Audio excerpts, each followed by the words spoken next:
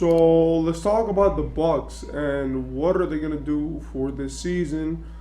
How is it gonna work coming into next season? And what type of structure do they see themselves in? First, and most importantly, they have Giannis. The Bucks are a team which don't need to worry about anything. Apart from Giannis leaving, their concern should be around building the best squad possible around him. But they still have Giannis under contract for 2 more years guaranteed, and a third one is a player option. Which, knowing how the NBA is, he's probably going to decline since he's the best player in the league, and he could probably earn upwards of 60 to $65 million a year, like Jalen Brown, if he declines that player option. So, in my opinion, they've got a good thing going. They have Drew Holiday and they have Chris Middleton both under contract for around. They take up around like 70 million in cap, and the Bucks are just a team which are every season trying to make adjustments to try to win the championship again. And I like them for this reason. The Bucks are one of the teams which have been the most stable teams as they've kept their guys. They've gotten everyone through trades and drafting them. They haven't gotten anyone through any shady practices of like manipulating free agency and stuff like that. You know, they've been good and they got a superstar built around him, won a championship. But the problem is with the Bucks is that they won a championship in 2021 and we're in 2023 and they haven't even made the Eastern Conference Finals yet. Now, this is not because they had some huge drop off or Giannis just became trash or anything like that. It's really because of injuries. And it's something that has costed them a huge amount of time and years from their superstar player Giannis.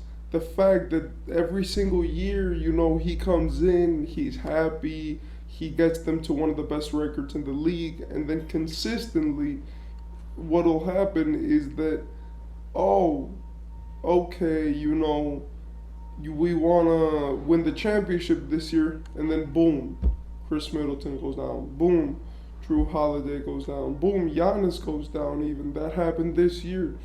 So in my opinion, what we have to look at and really talk about when it comes to these stars and the Milwaukee Bucks especially is what should be their plan for next season. It's obvious that Giannis cares about the NBA.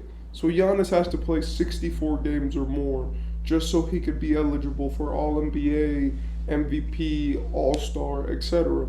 And the reason why I say that is because Giannis is a guy who cares about the awards.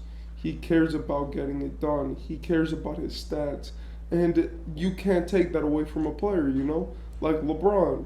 LeBron's, like, you could tell that he's just always done what is right to win. But LeBron's never gotten under 10 points a game for the past, 15 to 17 years. And he's done that with a purpose. Even there was a game where he went off against Atlanta and he got injured in the middle of the game. He had 7 points that game. He hit a huge three just to get to 10 points, just to not break his streak. And it's guys like that who are mindful about their stats, which you have to respect them because obviously, caring about your statistics and caring about, putting your impact on the game statistically matters. But when you have a player like that, that means that he needs to be playing a lot of games every year just to make up for the fact that he needs to be able to be eligible for these games. The reason why I say these things is because Giannis, for the past few seasons, ever since 2020, has been load managing around 20 games a season, 20 to 22 games. You see, he used to play 70 games a year before, but then in 2020 he played 63. In 2021 he played 61. In 2022 he played 67. And in 2023 he played 63. That means that if you total up all those, right, and you take how many All NBA teams or MVPs he would have won if the CBA would have been applied in 2019, then he would have had one MVP because he would have not been eligible in 2020. He would have had one All NBA team, right? Since he was eligible only in 2022, and he would just have four All Stars. So Giannis next season has got to play the games. He's one of the guys who is really building out his all-time, standings list. Like, for guys like Steph, LeBron, and KD, which have already reached like 14, 50 in All NBA teams, they don't need to stress about making more of those teams. All they need to do is really, keep up like the championship hopes for whatever team they have at the moment, and that's their biggest concern. But for young guys like Jokic, like Giannis, like Embiid, what they need to do is really care about these things, because yes, I know that Jokic treats the NBA like it's a job, like it's a 9 to 5, and yes, I know that Embiid cares way too much about stats. But these guys, in the end of the day, they're going to be compared to guys like Michael Jordan.